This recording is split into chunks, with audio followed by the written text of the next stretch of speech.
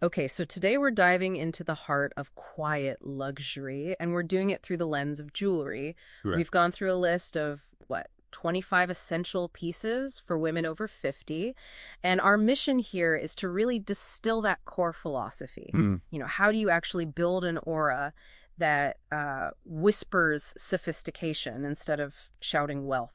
And what's so crucial to understand, I think, is that this aesthetic is fundamentally a mindset. Okay. It's a real departure from trends. Yeah. It's all about investing in permanence. Mm-hmm. These pieces aren't just expensive items. They're meant to develop character. To become a legacy. Exactly. A legacy. And that's really the framework we need for this whole collection. Let's stick with that idea of permanence then. How does that play out with the very first piece on our list, the pearl stud earring? The foundation. The foundation. The sources call them your everyday elegance, but here's what I found so interesting. It's that pearls don't sparkle, they glow. Yes. They diffuse light. They don't reflect it like a diamond does. And that softer, sort of luminous quality is just so sophisticated, especially on mature skin. It gives light without competing. And if you're building that foundation, you want consistency. That's why the sources guide you toward cultured pearls, specifically around 7 to 9 millimeters. Okay, so there's a specific size to look for. Right. That range hits the sweet spot. It's got presence, but it's not bulky. You're looking for those high luster types like South Sea or Akoya. So if the pearl is that elegant foundation, where do we go for stability? I'm thinking about the gold pieces. The classic gold chain necklace comes up a lot. It does. It's a mainstay. For that permanence we talked about, you need something robust enough for daily wear. So what does that mean in terms of the gold itself? It means you're looking at 14 or 18 karat gold. 24 is just too soft and honestly a bit too flashy for this aesthetic. Right. And you want a classic style like cable, rope, or curb link.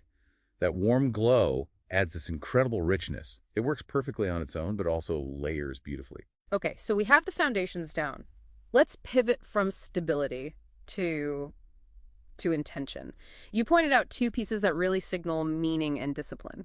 Absolutely. The first is the signet ring. The sources call it heritage in miniature. I love that. And its elegance comes from its restraint. It's usually solid gold or platinum, no big flashy stones. The personalization, like a crest or initials, is intimate. Is for the wearer, not for an audience. Precisely. It connects directly to your personal story. And the other piece that signals intention, the classic wristwatch. Right.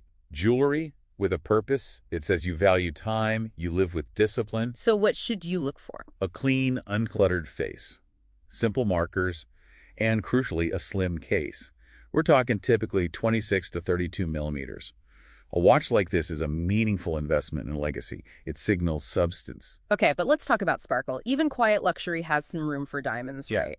But how do you do that without being ostentatious? I mean, doesn't the phrase tennis bracelet sort of negate the whole idea? That is a great question. And it comes down to the right kind of sparkle. It's all about quality over size. So for diamond studs.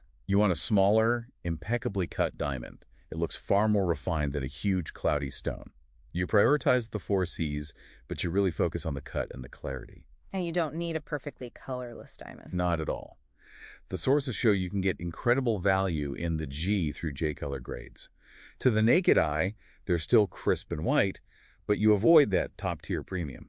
And the tennis bracelet, how does that fit in? It's the definition of understated luxury when it's done right. A continuous, clean line of stones. The key is consistency in the quality and security of the setting. It's designed to catch the light with subtle movement, not to light up a ballroom. So when you boil it all down, what does this mean for you, the listener? This collection is built on thoughtful details, correct proportion, and just unwavering quality. It really prioritizes meaning over flash. It's not about what you bought, it's about what you chose. And if we connect that all back to the big picture, the ultimate goal of curating a collection like this is that every single piece becomes part of a wearable autobiography. I like that, a wearable autobiography. Whether it's that understated signet ring or maybe a heritage pendant, these are items that represent your history, your legacy. They ensure your jewelry is always telling your unique story, not just announcing your budget.